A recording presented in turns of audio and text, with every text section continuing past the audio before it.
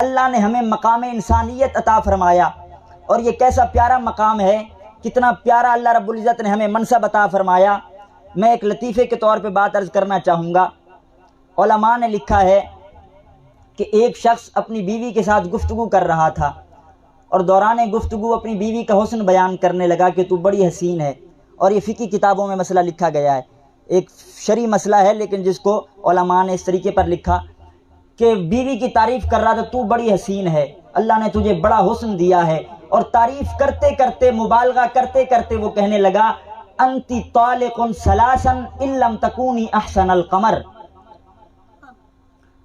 انتی طالق ثلاثا ان لم تکونی احسن القمر۔ اس نے کہا تو بڑی حسین ہے، اللہ نے تجھے بڑا حسن دیا ہے، تو سورج سے بھی زیادہ حسین ہے، چاند سے بھی زیادہ حسین ہے، اگر چاند سے زیادہ حسین نہیں تو تجھے 3 طلاقیں ہیں، اگر چاند سے زیادہ حسین نہیں تو تجھے 3 طلاقیں ہیں۔ دراصل طلاق 2 طرح کی ہوتی ہے، ایک طلاق معلق، ایک طلاق غیر معلق۔ طلاق معلق کا مطلب یہ کہ بندہ کہے اگر تو نے فلاں کام کیا تو طلاق ہے، ورنہ نہیں، جب تک وہ کام نہیں ہوگا طلاق بھی نہیں ہوگی۔ لہذا اب اس نے کیا کہا، اگر تو چاند سے زیادہ حسین نہیں تو تجھے 3 طلاقیں۔ گویا اس کا دعویٰ یہ تھا تو چاند سے بھی زیادہ حسین ہے، اگر نہیں ہے تو پھر طلاق ہو جائے گی۔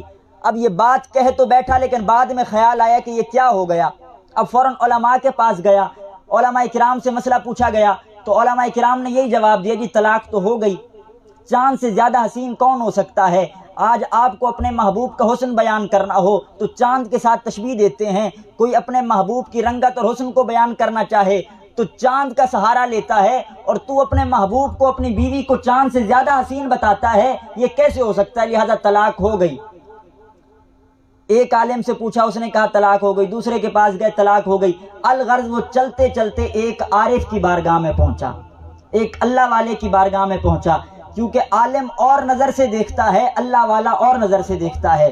ذرا بولیے سبحان اللہ۔ عالم کی نظر اور عارف کی نظر میں بڑا فرق ہوتا ہے۔ یہی وجہ ہے کہ جب مولانا روم رحمۃ اللہ علیہ آپ اپنے طلباء کو سبق پڑھا رہے تھے تو شاہ شمس تبریز تشریف لے آئے، تو آپ پڑھا رہے تھے قل سیروا فی الارض، کہ اللہ فرماتا ہے زمین میں سیر کرو، تو شاہ شمس تبریز کی موجودگی میں مولانا روم فرمانے لگے کہ یہاں جو فی آیا ہے، فی الارض، اس سے مراد ہے علا، یعنی زمین پر سیر کرو، کیونکہ زمین میں تو سیر کوئی نہیں کر سکتا۔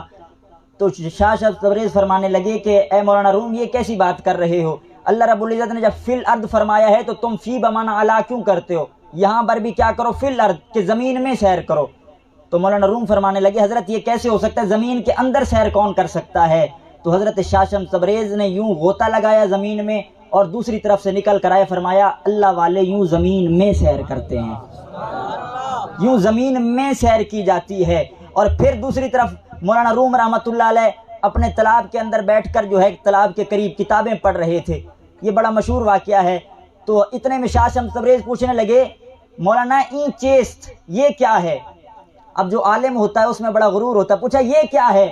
تو مولانا روم بڑے علم والے تھے، فرمایا این آ است کہ تو نمی دانی، یہ وہ ہے جسے تو نہیں جانتا۔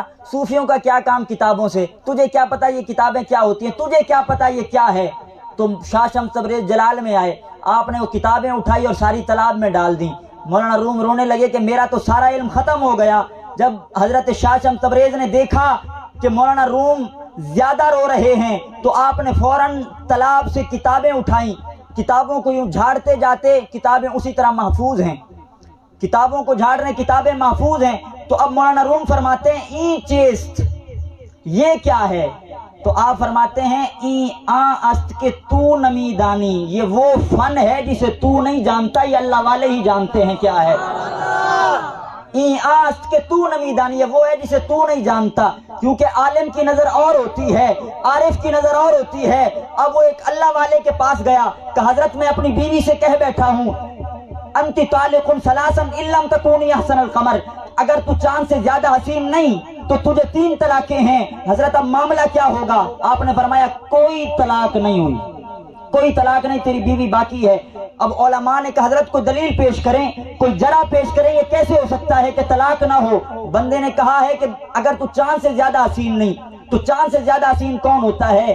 کہا تم نے قرآن نہیں پڑھا، رب کائنات فرماتا ہے لقد خلقنا الانسان فی احسن تقویم، آپ جانتے ہیں چاند کو بنانے والا بھی خدا ہے، سورج کو بنانے والا بھی وہی رب ہے، پھولوں میں رنگت رکھنے والا بھی وہ رب ہے، لیکن چاند میں رنگت رکھنے والا، حسن رکھنے والا، چاند میں حسن رکھنے والا، سورج میں رنگت رکھنے والا، پھولوں میں رنگت رکھنے والا رب فرماتا ہے لَقَدْ خَلَقْنَا الْإِنسَانَ فِي أَحْسَنِ تَقْوِيمٍ، لوگوں سنو، میں نے چاند کو وہ حسن عطا نہیں فرمایا جو انسان کو حسن عطا فرمایا ہے، میں نے چاند کو وہ حسن نہیں دیا جو حسن میں نے انسان کو عطا فرمایا ہے۔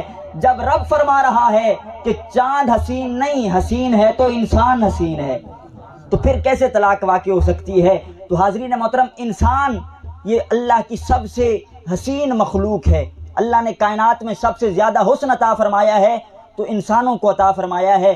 یہی وجہ ہے کہ اگر آپ صوفیہ کرام کی تعلیمات پڑھ کے دیکھیں، آج کوئی ہمیں آ کے کہتا ہے جی آپ تو ماشاءاللہ فرشتے لگتے ہیں، فرشتہ صفت ہیں، کوئی اللہ والوں سے کہتا تو وہ منع کر دیتے کہ ہمیں فرشتہ نہ کہو، فرشتہ مجھ کو کہنے سے میری تحقیر ہوتی ہے، میں مسجود ملائک ہوں، مجھے انسان رہنے دو۔